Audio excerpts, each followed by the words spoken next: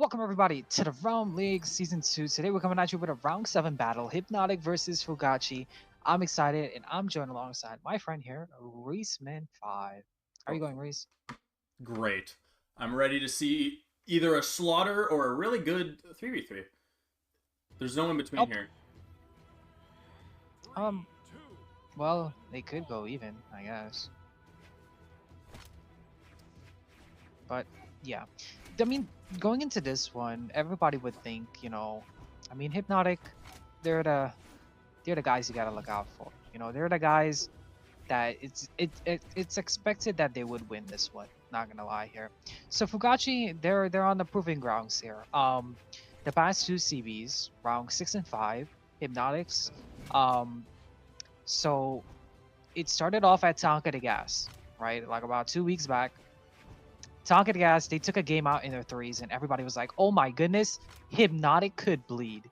And then Spirit Realm took the whole entire threes, and then everybody was like, "Oh my goodness, Hypnotic is bleeding right now." So it's up to Fugaci. Can they, actually, you know, pull off this crazy stun here and possibly win this whole CV? That would be pretty huge, I think. I forgot that the 3v3 portion was 2 stocks for everybody. Right. That's an extra layer because instead of 3 stocks, you only have 2 to work with. There's not a lot of time to adjust to your opponent. Um, and it's a whole kind of it's honestly a different it's a very interesting new feature that we're working with here in season 2. It's been a long while into season 2. This is our 7th week. But yeah. I mean, getting back into this game here, we haven't been talking a lot about the game. We've been yapping about other things. But Megdi is starting off for Hypnotic and Crispy or Kill Spree. Is starting off with Fugaci right now. And Crispy is, struggling right now to take off Megdi, who is on the Fate actually, which is pretty interesting pick that he's going with, but maybe he's just testing around, testing the waters. Maybe he felt today was a Fate day, to be honest. Um but Crispy,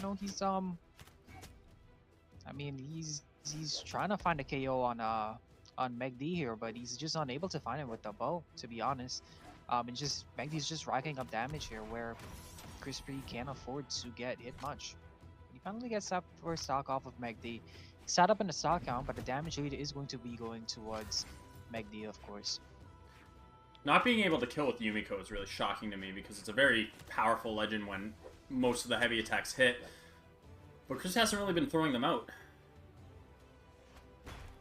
Yeah, it's hard to especially for someone like the caliber of Megdi who have won many tournaments in the past, have gotten so much medals, money from the game, whatever the case may be. I mean, Megdi is a known player, and it's very hard. I mean, when you're up against a guy like Megdi, it's hard to find the right openings, and it's really just hard to get anything started big.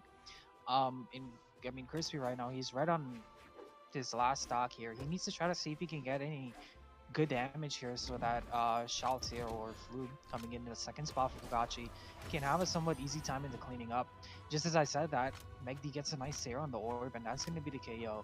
And it's now up to Flube, who's going to be over on the Seesaw here. I believe, I can't remember Flube's PR and stuff, but I think his Elo, he recently got 2500. But oh my goodness, Megdi is putting him right now in the blender. Nice ice string, and honestly, it got him already to even health right now, and this is not something that Fugaci wants right now coming into game number 1 here. Magdi is really putting the pressure on the other team here. I don't really know if Flube's going to be able to take the stock before he loses his first. Doesn't look like it.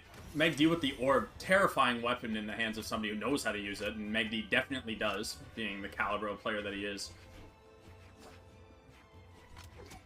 Yeah, his orb honestly is something that not a lot of people know of. I mean, I can't remember. Honestly, myself, I can't remember the last time I saw Megdi on the orb.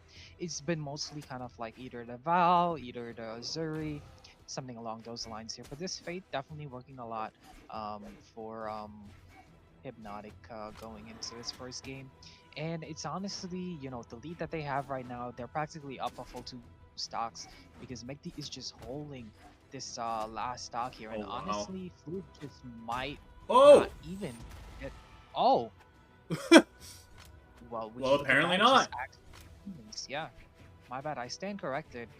Floob gets a nice lucky recovery, honestly, and takes out McD. Just McD was playing around too much off stage. But now we But got Haynes gonna be Hane. coming in Hane on the spot. Yeah. Taros. Terrifying, powerful legend. And it looks like almost one little string there is going to be able to take Floob out. Apparently not, though. Floob makes it back. But Hane's still putting the pressure on the terrifying weapon and character. Most definitely. And Oh, I think wow. if anything needs to be said. Oh, wow! Ooh, wow. Holy moly, that axe was Floob just putting in the phenomenal. work right now. Evening it out. Evening the stock total out, sorry. Yeah. So I was just about to say, with the lineup that, you know, Hypnotic has right now, where they have Hane in that middle position, I think if I'm Fugaci right now, I'll try my best to see if I can capitalize on taking out Hane as quickly as possible and saving just my stocks for Java and saving my stocks for MegD. Because as soon as you get MegD out, sure, that's fine. But if Hane's on the second place spot, you want to try to see if you can take out Hane as quickly as possible. And then, you know, save up for Java, because Java is someone, you know, also you got to be wary of. Just like MegD, just like Java, these guys are heavy hitters, and especially for Fugachi, they got to be very careful of, you know, especially when it comes to lineups wise.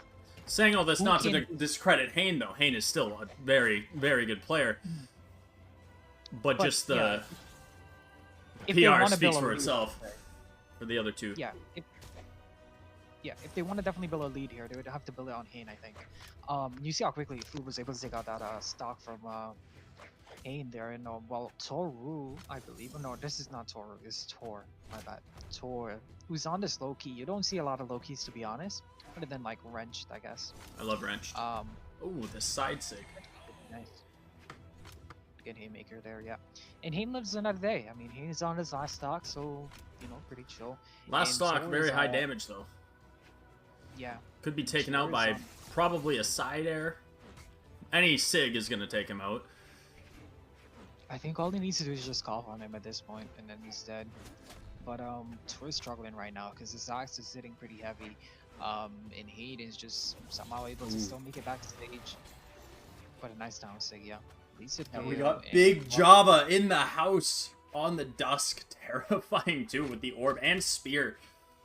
I can't fight either of those weapons. Yeah, I mean, honestly, Oh, right man. now, I think Oh, I think the best thing to do is just go next because Java takes that game. that could not have felt good for Fugachi, but Hypnotic is definitely happy with that. I can go last. This Wi-Fi die. Technical Maybe it's worse. difficulties. Yeah, technical difficulties.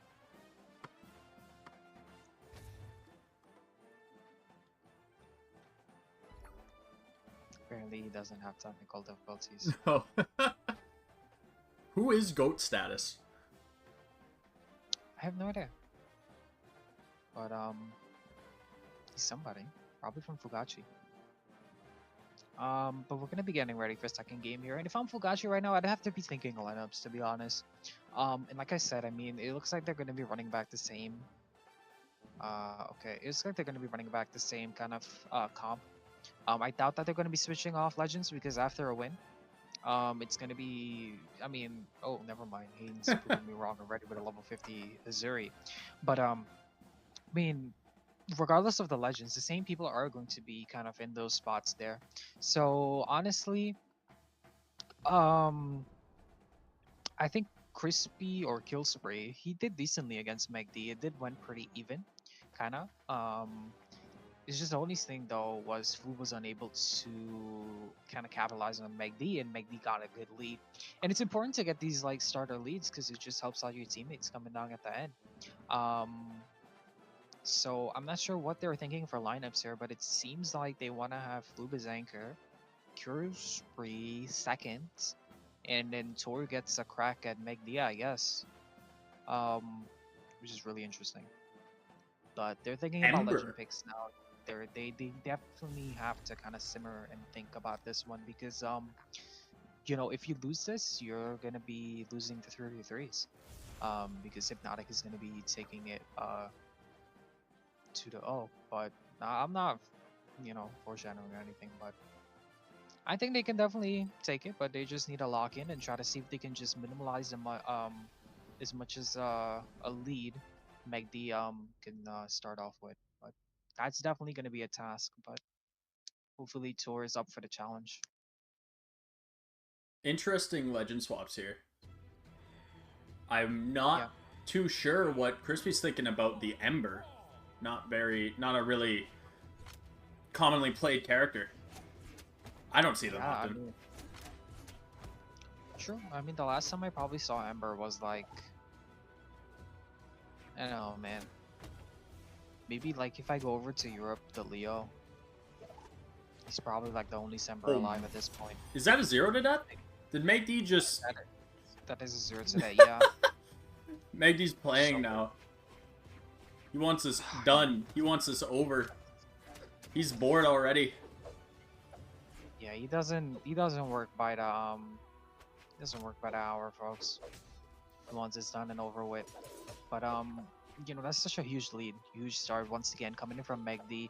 And Tori with this Satori pick, I'm questioning right now, whether or not switching off of the Loki was actually the play. But I guess he didn't want to play the Scythe against Megdi, but this Satori pick, I'm not too sure about it. And you were talking about just Crispy's Ember here, and we might see it very soon, honestly. But swapping from the what was it, Yumiko to the Ember. Honestly, I mean, that's a pretty drop. I mean, you got what 3-4 defense, but I've seen Crispy play a little bit of Ember, and it's been decent. I mean, he's been able to at least move around and kind of just find the openings and stuff. But I mean, What we'll a see how he downside. does this time. But Megdi, man, this extra credit is really crazy. He's still on his first stock, and he's almost able to take out the 2 stocks from Tor. Honestly, pretty concerning for Fugaci here in the threes. Gets a nice recovery, and well, stocks are tied up, but the damage lead is going towards Hypnotic.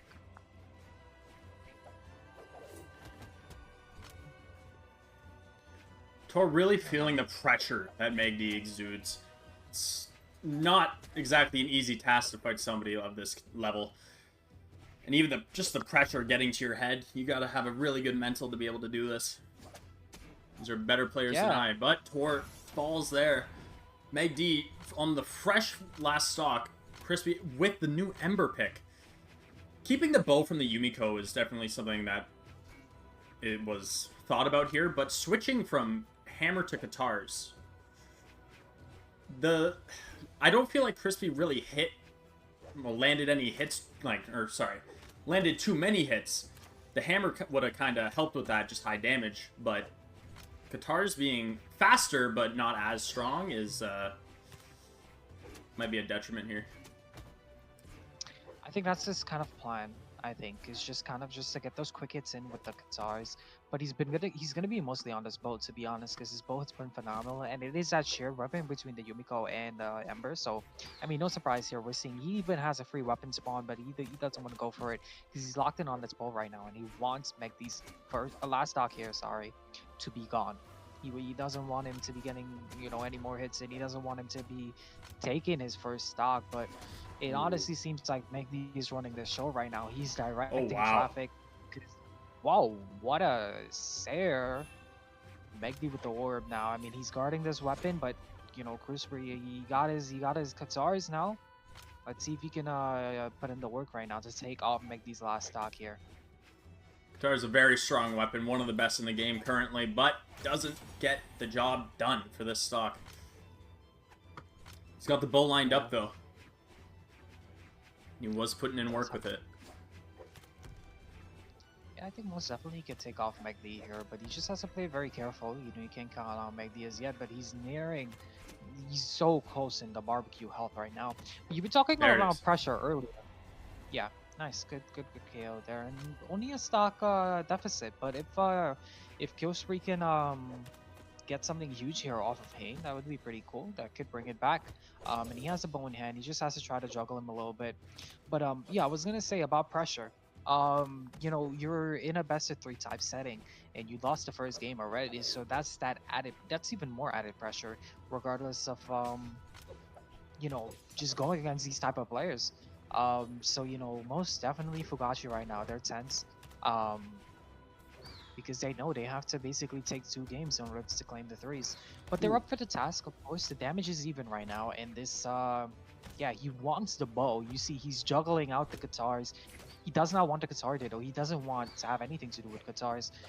He wants his bow. He wants to try to find his KO off of Haynes' first stock here, but he's just unable to get anything kind of, The side just, sig! just Wow, I wasn't expecting that one. that's a good way to take it down. And yeah, once again, switching out the guitars, sticking with this bow, and let's see what can Killspree do here. He needs to try to find, you know, something nice open. Oh my goodness. But he's getting the damage though. I mean, he already has him in orange health. Oh my god, but the D-Light's is there. The weapon Got throw. Kane. Ah. Nice recovery. That was a good effort though, good effort. Floob is back with the Azoth. Didn't switch off. Confident that he can bring it back. Yeah, the way he played against well, not too much McD, but mostly Hane. You know, that quick stock that he was able to take off of Hane was pretty good for that game one, and it was pretty beneficial for game one.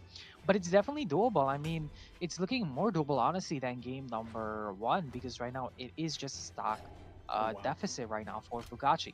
But they have to try their best to see if they can go ahead and Ooh. take Kane off, you know, with as minimal as damage as possible. But Flu, man, he's just swinging for the fences right now. The down He's just air. trying to take out a hit. Get down here, yep. Just like that. Kane, I mean, is gonna be out. And the stocks are tied up, and Flu is gonna be going against Java now. So let's see. Java didn't get too much showtime last game. I mean, he just kind of cleaned up. He was on the cleanup crew. But now he has some more cut off for him. I mean, he still has to take off this stock off of Flu here. Oh my goodness. The spear nair hitting Floob off the weird geometry at the bottom of this stage, just sending him directly down. That is unfortunate. Unfortunate. And yeah, I mean, Hypnotic is still able to maintain the stock lead here.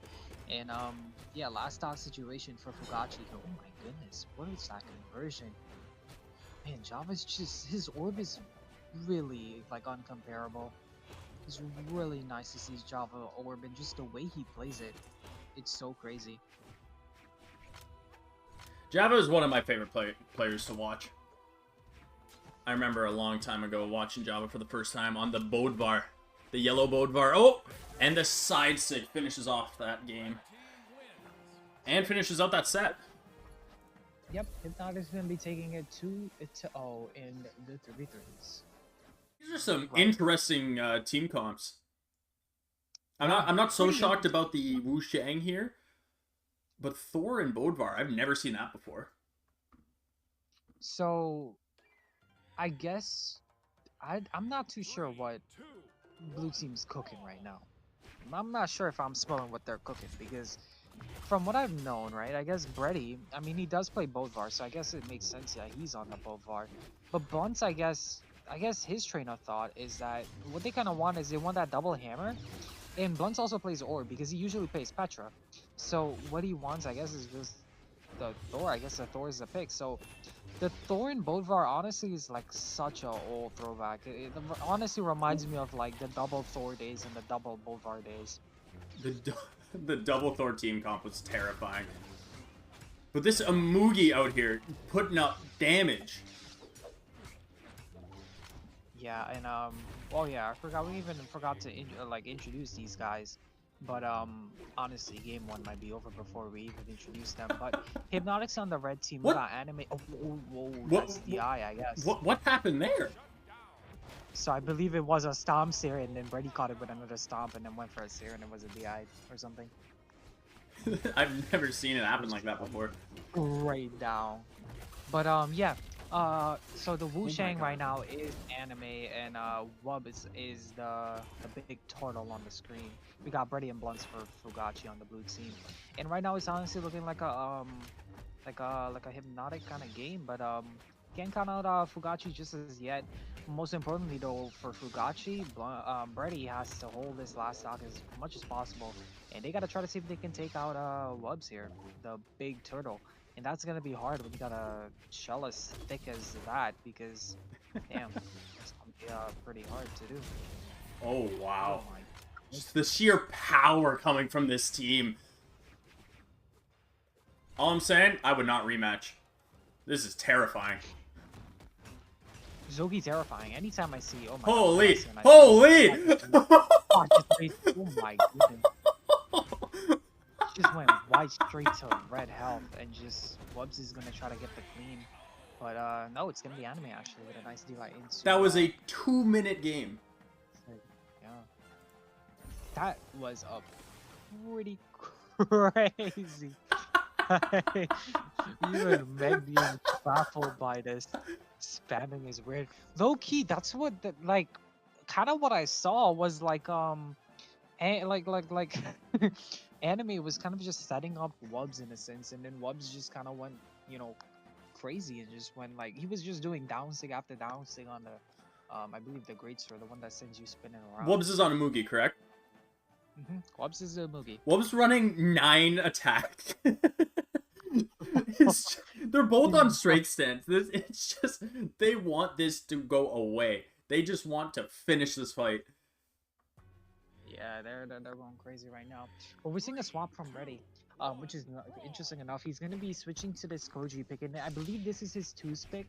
Um, Brady usually plays with J-Blade, but I believe J-Blade couldn't make it here today, so Blunts is gonna be playing that. But something's gotta change. I mean, they got the Legend swap, but I think you're gonna need more than a Legend swap to kind of stop these guys' momentum right now, because the way that Wubs is playing, man, he's playing like he's in the gold. Blunts is already in red. Yeah, I mean that just says something. I don't even know like what's your game plan when you're coming against these like two guys, because oh my goodness, it's just handoff after handoff. The thing is that like you can't really even like try to focus on like one of these guys, because like they're just hitting you into each other like every single moment they have. Dude, it's just sig after sig. Blunts can't breathe. Everywhere that Blunts has been, Wubs has been there too. And Wubs has just been exuding this pressure, this aura that he's got, and just sitting on him with the Amugi Sigs. It's terrifying. It is terrifying. I would be pretty scared. And honestly, right now, the way that the game's looking, yeah, it's not looking great, low key. This Sig spam on Amugi is too strong. The save power, yeah, it is really strong. It's definitely not as prominent in ones, but in twos where everybody is real close. But oh my god, he doesn't even need this spamming. He's just the axe goat. Yeah. He's killing his teammate. Yeah, he didn't want him to live either, but Fugachi finally, able to take off those first stocks, but is it just a little bit too late, I guess, because they're on their last already, and I'm not too sure how much hits again they can take, or how much longer they can stay, but they need something huge right now. They need some, they need something, man. Something, they need something to change. Oh my god. Oh my goodness, follow-up after follow-up. The end against end, it's crazy to see just the team combo potential that just sort of has. I feel so bad for laughing, but just the deaths.